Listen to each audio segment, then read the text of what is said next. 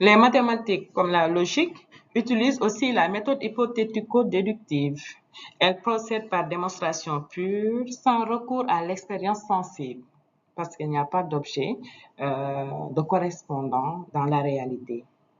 En partant d'actions évidents par eux-mêmes et de postulats admis sans évidence immédiate, comme le cinquième postulat d'Euclide.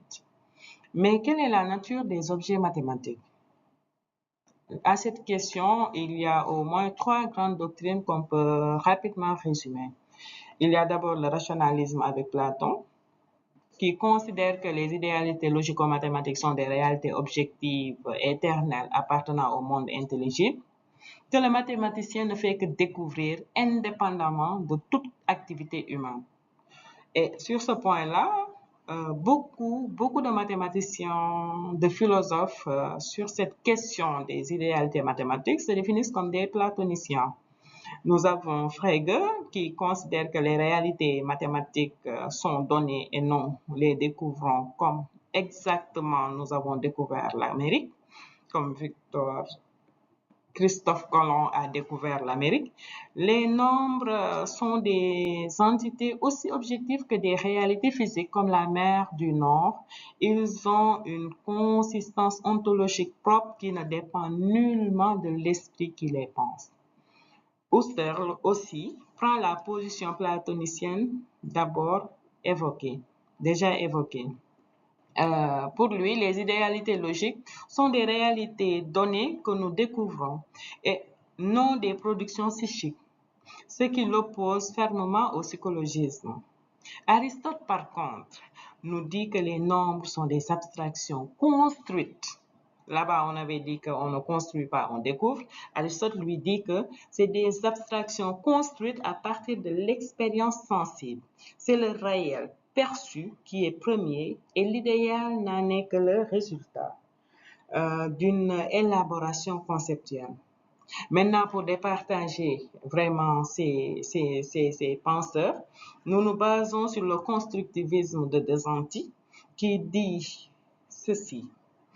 Les idéalités mathématiques ne viennent ni du ciel intelligible de Platon, ni de la terre sensible d'Aristote, mais sont construites par l'esprit humain selon des règles et procédures logiques rigoureuses non arbitraires. Eu égard à tout ce qui précède, on peut retenir que, bien qu'abstraites, les mathématiques, comme le souligne Andrei Lynchnerovitch, mordent de plus en plus profondément sur ce que nous appelons réel, devenant le langage indispensable de la physique moderne.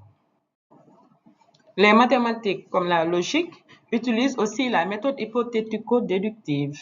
Elles procèdent par démonstration pure, sans recours à l'expérience sensible, parce qu'il n'y a pas d'objet de correspondant dans la réalité. En partant d'actions évidents par eux-mêmes et de postulats admis sans évidence immédiate, comme le cinquième postulat d'Euclide. Mais quelle est la nature des objets mathématiques? À cette question, il y a au moins trois grandes doctrines qu'on peut rapidement résumer. Il y a d'abord le rationalisme avec Platon, qui considère que les idéalités logico-mathématiques sont des réalités objectives, éternelles, appartenant au monde intelligible, que le mathématicien ne fait que découvrir indépendamment de toute activité humaine. Et sur ce point-là, beaucoup de mathématiciens, de philosophes sur cette question des idéalités mathématiques se définissent comme des platoniciens. Nous avons Frege qui considère que les réalités mathématiques sont données et non les découvrons comme exactement nous avons découvert l'Amérique, comme Christophe Colomb a découvert l'Amérique. Les nombres sont des entités aussi objectives que des réalités physiques comme la mer du Nord. Ils ont une consistance ontologique propre qui ne dépend nullement de l'esprit qui les pense. Husserl aussi prend la position platonicienne déjà évoquée. Pour lui, les idéalités logiques sont des réalités données que nous découvrons et non des productions psychiques, ce qui l'oppose fermement au psychologisme. Aristote, par contre, nous dit que les nombres sont des abstractions construites. Là-bas, on avait dit qu'on ne construit pas, on découvre. Aristote lui dit que c'est des abstractions construites à partir de l'expérience sensible. C'est le réel perçu qui est premier et l'idéal n'en est que le résultat d'une élaboration conceptuelle.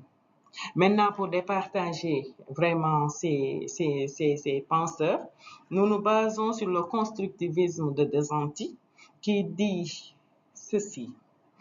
Les idéalités mathématiques ne viennent ni du ciel intelligible de Platon, ni de la terre sensible d'Aristote, mais sont construites par l'esprit humain selon des règles et procédures logiques rigoureuses et non arbitraires. Eu égard à tout ce qui précède, on peut retenir que, bien qu'abstraites, les mathématiques, comme le souligne Andrei Lynchnerovitch, mordent de plus en plus profondément sur ce que nous appelons réel, devenant le langage indispensable de la physique moderne.